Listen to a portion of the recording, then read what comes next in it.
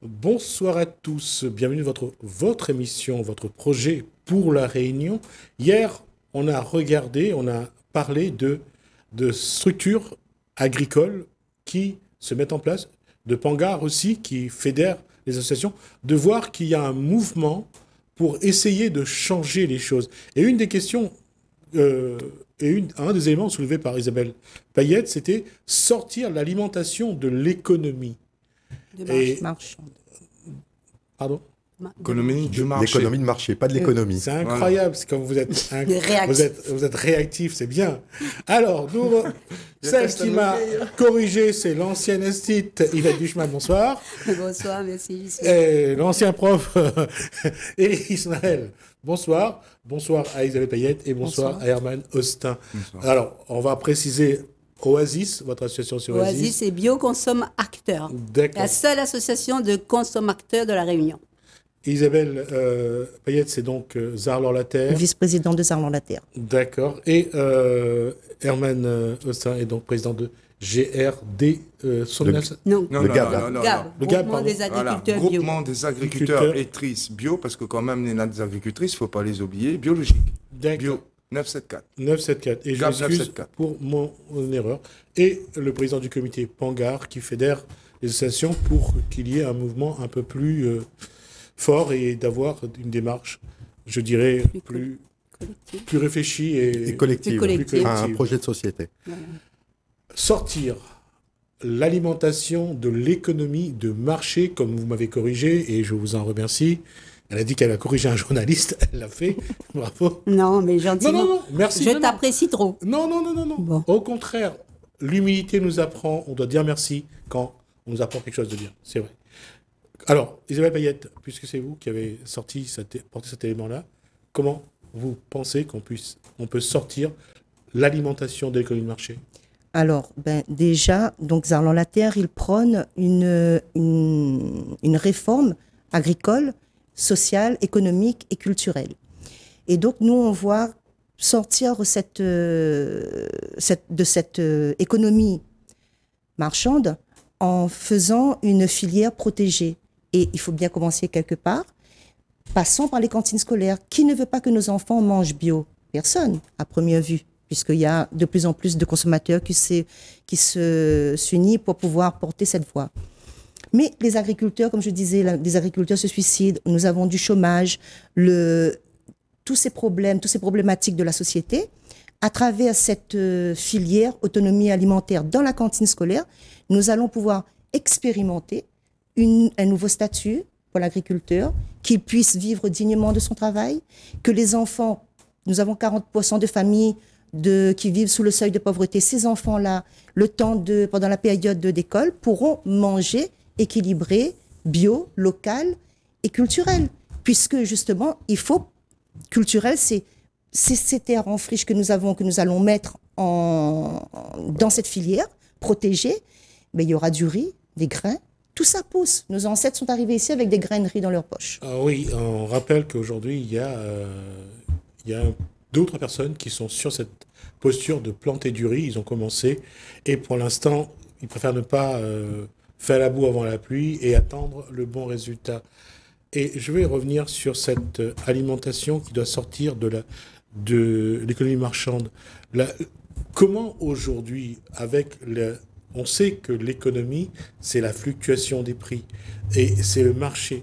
On le voit, on a vu avec la guerre en Ukraine, tout le grain, tout le blé qui sortait d'Ukraine, comment on le voit aujourd'hui avec le canal de Suez, avec le problème de la mer Rouge, avec les Houthis de Yémen qui veut rançonner les bateaux, qu'on leur donne de l'argent pour laisser tranquilles les bateaux. On voit que ça crée du désordre et à chaque fois, le prix augmente et c'est toujours le consommateur qui est le dindon de la farce. Alors, produire à La Réunion, faire de l'agriculture, est-ce que ça répond un peu au contexte mondial et comment faire en sorte que ça ne soit pas soumis aux lois de l'économie de marché?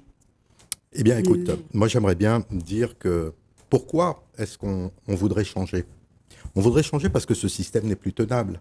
On voit que l'alimentation que l'on a ne remplit pas son besoin essentiel, c'est-à-dire nous maintenir en bonne santé. Un aliment, il y a certains qui parlent d'alicament.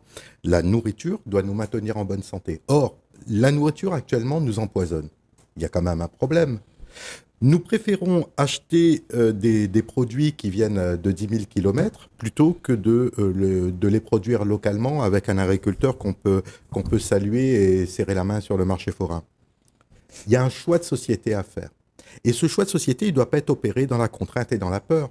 Nous ne devons pas changer parce que autour de nous, il y a un contexte géopolitique qui est dangereux. Nous devons changer parce que nous prenons conscience que le système est éculé, ça ne marche plus.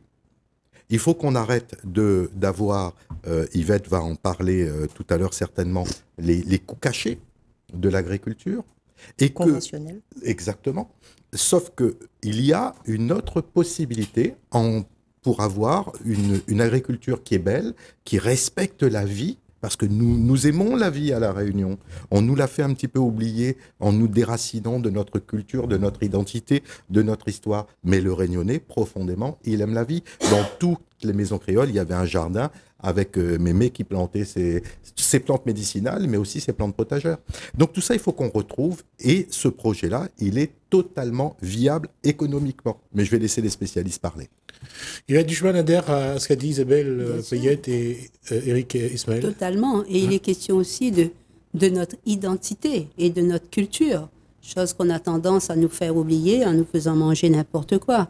Donc, si un peuple n'a ni culture ni identité, il n'existe pas. Et il est en voie de perdition. Et on voit bien que nous sommes en voie de perdition. Et que c'est voulu, parce qu'un transfert nutritionnel aussi, c'est très grave pour un individu. C'est-à-dire manger tout le temps des choses qu'on importe ou qui viennent d'ailleurs ou qui ne sont pas cuisinées comme notre esprit et notre corps le souhaitent, c'est très grave aussi. C'est dénaturer l'individu. Mais ça, c'était à part.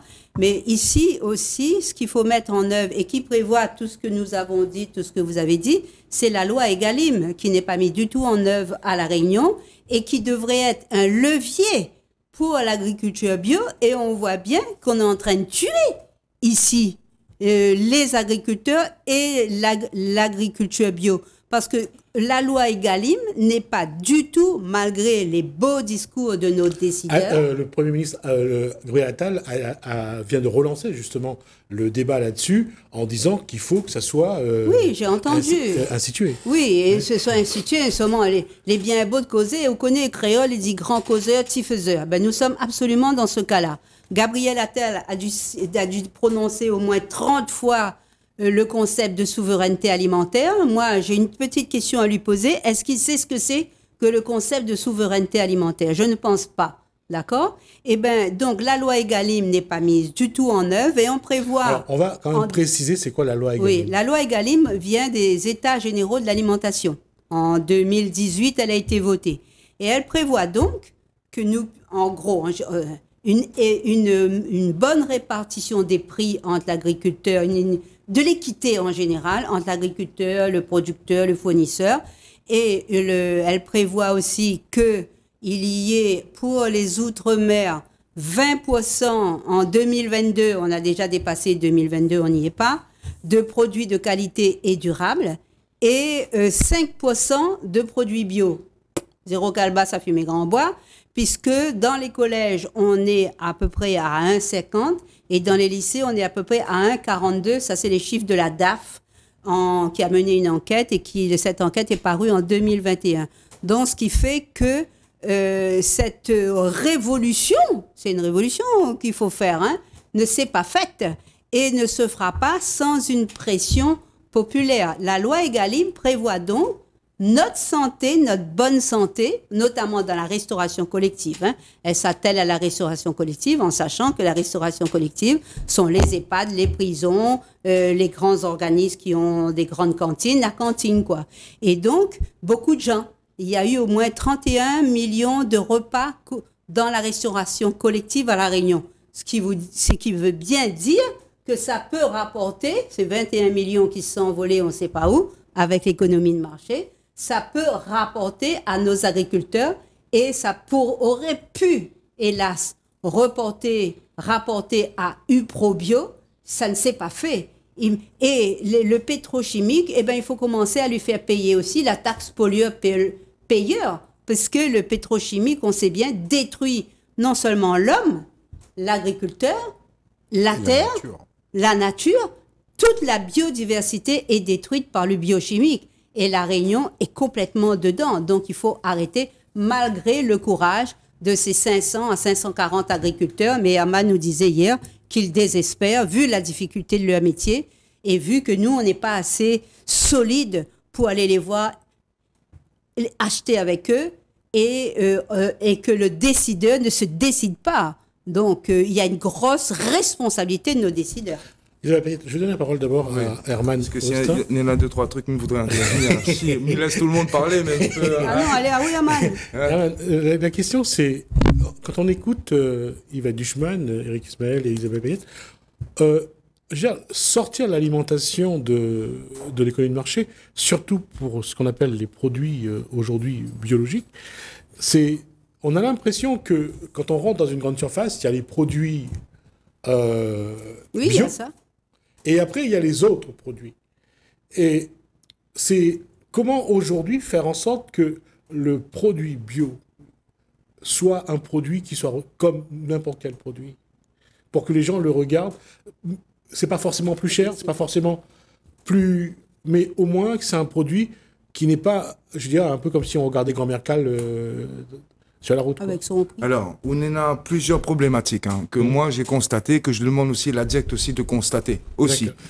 Vous avez les certificats qui sont des bio, qui sont bien agrémentés par un cahier de charge, un truc de charte, et qu'on dépend de l'Europe, c'est-à-dire la fleur européenne, et le logo AB. Le logo AB, c'est qu'on est certifié soit par EcoCert ou soit par Certipac. La fleur européenne qui détermine, en fin de compte, comme on travaille avec l'Europe, c'est-à-dire, nous, la France, on nous dit de faire comme ça, c'est comme ça. En Espagne, c'est-à-dire qu'ils font comme ça, mais ils ont leur règlement de dire qu'ils peuvent utiliser certains trucs que la France interdit. Donc, ça veut dire que ça rentre dans un autre débat. Après, c'est comme des personnes que, vu aussi constater, des personnes qui disent « Ah, mais fais café bio sur la plage. Que dalle, zéro calebasse, fumée grand bois. Arrêtez-moi ceci. » Ensuite, constater, comme j'ai détalé sans citer non, une pharmacie. Il y a pareil, il y a juste la fleur européenne, mais il n'y a pas le logo AB. Donc, mais veut dire attention aussi. Après, maintenant, on vient dans le vif bas sujet, c'est-à-dire dans les grands supermarchés.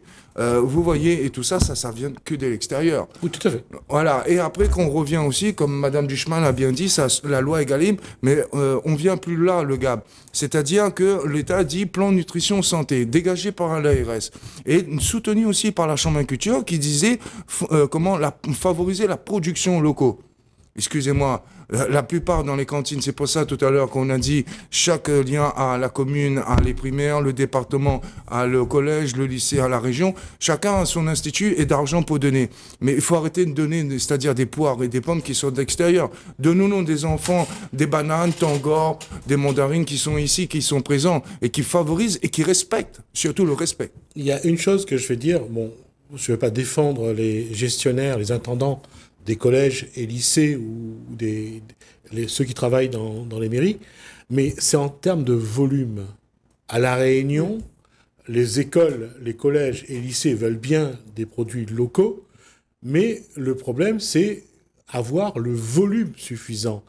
Et comme il n'y a pas de regroupement, comme il n'y a pas un travail collectif, attends, si je peux répondre. Ouais, vas-y. Comme il n'y a pas un travail collectif, eux disent toujours, c'est l'argument que j'ai eu à échanger avec eux, ils me disent, nous on veut bien des produits locaux, mais aucun agriculteur ne peut nous donner le volume que l'on veut. Qu'est-ce que vous répondez à ça? À moi, midi, est-ce que tu ne regardes pas aussi par catégorie? Catégorie 1, catégorie 4. C'est-à-dire, ils préfèrent des grosses pommes de terre, ok? Plus facile.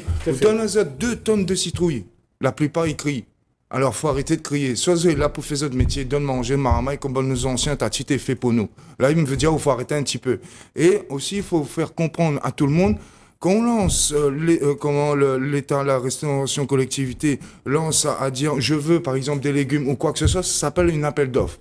La personne qui lance l'appel d'offres, qui est preneur, sans citer de nom, qui est en train de monopoliser actuellement avec des produits qui sortent importés, là, il faut arrêter. Alors, pourquoi? Il y a deux raisons, et ça va me permettre de me retourner vers Isabelle Payette. C'est que, en termes de volume, d'une part, que ce soit les collèges, que ce soit les lycées et surtout les communes, ils ont construit des cuisines centrales. Là, c'est plus une petite quantité. Oui. Ils cuisinent pour 4000 élèves d'un coup. Avant, chaque cuisine faisait pour les 300, les 400 élèves qu'il y avait dans la cour, dans l'école, ou que ce soit au collège et lycée, pareil. Aujourd'hui, il y a une cuisine qui fait pour tout le territoire. Pas trop.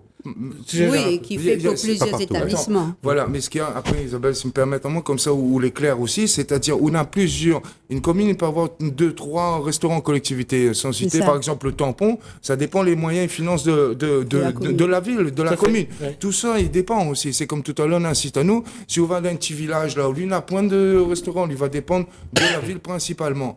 Et après, comme on a bien dégagé, c'est le nombre de salariés qui travaillent. Avant, on travaillait, on disait, vaut mieux un petit peu, mais la qualité, elle est là. Tout à fait. Là, ce qu'on recherche, c'est beaucoup de quantité pour améliorer. Alors, Est-ce que... J'allais dire, juste une Après, parenthèse. On mangeait quand même un peu mieux à la cantine avant. Ah oui, plus ou moins, Bon. effectivement. Mais justement, ces lois européennes qui nous imposent des normes, qui nous imposent un cahier, un appel d'offres, Ouais. ce sont des lois qui doivent être adaptées à la réalité du producteur. C'est-à-dire, si par exemple, là c'est la saison des citrouilles, eh ben on transforme le citrouille. Et cette réforme, à la façon rayonnaise, il faut bien le noter, à la façon rayonnaise, c'est nous qui vont décider comment on va le faire. C'est-à-dire, on va créer de l'emploi, que ce soit dans la production, la transformation, dans la consommation, les cuisiniers, etc. Donc, il y a vraiment tout un pan de la société, enfin, un pan économique de la société qui va être créé là-dedans, mais sous l'aspect d'intérêt général. Ce sont pour des enfants, riches, pauvres, qui sortent d'ici ou d'ailleurs, le peuple rayonné, dans les cantines scolaires, mangeront bio et de saison, D'accord. produits localement. D'accord. C'est pour ça qu'il faut être Je voudrais la conscient. parole à Michel qui a demandé. Vas-y. Oui, il me disait que aujourd'hui, on a des élus. Hein, on a des élus européens, des députés européens. On a des élus qui siègent en France. Donc, et par contre, on prend l'habitude d'obéir soit à l'Europe sans bouger, quoi, ou à la France. Moment la France, moment l'Europe. Bon, on est d'accord quand ils nous accompagnent dans nos besoins, mais je pense qu'à La Réunion, nous avons une possibilité de flexibilité, d'action et de décision que nos élus ne prennent pas. Par contre, on peut très bien, alors s'agissant de l'agriculture, est-ce que nos communes ont, parce que les communes ont quand même un libre arbitre, ont recensé tout ce qui peut être fabriqué à La Réunion, durable, de qualité, bio, naturel? Est-ce qu'ils ont vraiment recensé?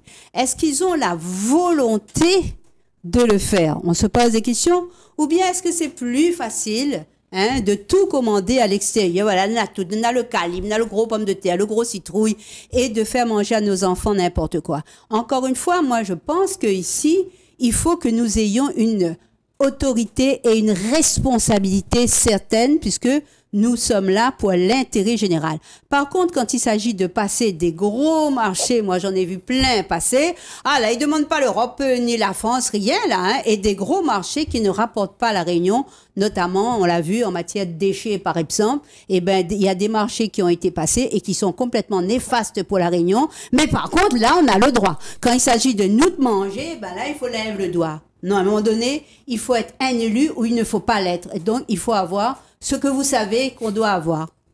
Il y a des agriculteurs qui sont prêts aujourd'hui à planter pour l'autonomie alimentaire à la condition qu'ils puissent vivre dignement de leur travail. Donc, si on assure un écoulement sûr, dans les cantines scolaires, entre autres, il y en a là. Mais effectivement, par rapport au volume, C'est pour ça, nous, ça fait quand même depuis 2000, avec d'autres associations qui ont travaillé sur la certification AB, on était déjà dans cette dynamique autonomie alimentaire. Et donc, on voulait amener justement ce développement-là, local, mais on va dire que la population n'était peut-être pas mûre, mais aujourd'hui, on l'est. Donc, et la conjoncture géopolitique et de la zone fait que nous pouvons aujourd'hui apporter ce projet et le faire directement, puisqu'il y a de la terre, il y a les agriculteurs, il y a les consommateurs. Allons-y. D'accord. Eric, il y a quelque chose d'important à comprendre. La culture, j'y ai travaillé pendant quelques années, est subventionnée. C'est-à-dire qu'on considère que la culture, c'est un bien essentiel à l'équilibre de l'individu. Alors que l'agriculture, qui est encore plus important, eh bien, ça répond à des logiques de marché. Et aussi culturel. Et pourtant, c'est aussi culturel. Oui. Que voulons-nous pour la Réunion? Nous avons la prétention de pouvoir porter un projet avec des agriculteurs qui respectent la nature, qui vont nourrir nos enfants de manière saine, à condition que les acteurs économiques derrière sortent un petit peu de leur bureau climatisé. Parce que l'économe, ce qu'il veut, c'est prévoir son menu un an à l'avance pour que les enfants mangent de manière équilibrée et que le coût que ça va engendrer rentre dans sa ligne budgétaire. Oui. Moi, je dis stop. Je dis stop. Un agriculteur qui aura affaire à une intempérie, et on sait qu'à La Réunion, ça manque pas, il faut pouvoir s'adapter, il faut une flexibilité, et ben dans ce cas-là, on va peut-être sortir une boîte de conserve, mais on peut pas dire, bon, ben aujourd'hui, j'achète X tonnes de citrouilles, et l'agriculteur dit, ben m'en a pointé. Si tu lui prévois, tu lui commandes et qu'il est assuré d'avoir un écoulement de sa production et qu'il y a un véritable travail fait en commun pour l'équilibre des menus des enfants, là, on va s'en sortir. Mais ce qui sous-tend derrière ça, c'est de se dire, nous voulons avoir une bonne alimentation pour nos enfants. Et là, on n'est plus sur une logique d'argent, mais on est sur une logique de santé publique. Excuse-moi, je termine juste sur ça. C'est-à-dire que tant que l'on va nourrir nos enfants avec des produits qui sont pollués par des intrants, des pesticides, etc., on ne tient pas compte des coûts cachés, c'est-à-dire les coûts de santé que ça engendre pour nos enfants. On sait, il y a une obésité croissante vis-à-vis des enfants et des adultes, ça engendre des coûts de sécurité sociale. Et ça engendre aussi dans le fœtus, et là vous pouvez regarder l'enquête qui a été menée, des maladies de plus en plus importantes chez le fœtus de la femme agricultrice et de l'agriculteur. On a dépassé déjà 3 minutes, le temps qui nous est imparti. Ce que je vous propose, c'est, je vous revois dans... On va demain ? Non, pas demain. On se revoit la prochaine fois. On va fixer le rendez-vous. On trouvera aussi... Là, on était sur sortir l'alimentation de l'économie de marché et voir à la rigueur aujourd'hui. Je veux dire, la question que je pense qu'on peut poser, est-ce que l'agriculture peut répondre aux exigences scolaires ? Voir comment c'est possible. D'accord ? Alors, la prochaine fois qu'on se voit, on va discuter là-dessus et on verra un petit peu comment l'agriculture réunionnaise peut répondre aux, j'allais dire, à la santé, pas seulement à l'alimentation, mais à la santé des enfants de la Réunion. Merci à Herman Austin, donc de le groupement agriculteur biologique. Merci à Yvette Duchman, donc de Oasis. Merci à Isabelle Payette de Zar dans la Terre et à d'Éric Ismaël du comité Pangar. Il est donc le président. Merci à vous. Je vous dis à très bientôt. Je pense qu'on va se voir régulièrement pour avancer sur ces dossiers. Merci à vous de nous avoir suivis. Merci Hélène, merci François. Je vous dis à bientôt.